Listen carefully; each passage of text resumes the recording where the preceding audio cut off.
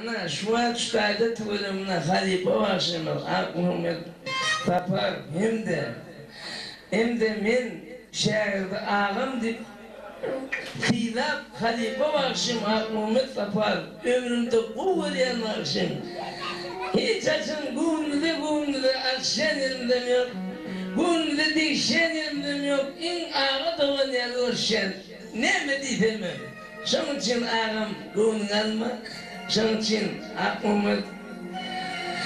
men senin halife hata eden ne mi diyeyim kim ne mi diyeyim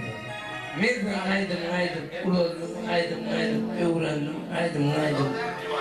yol aldım ağam şunun için doğun etme ne mi diyeyim Selamata hiç miydi dünya, bir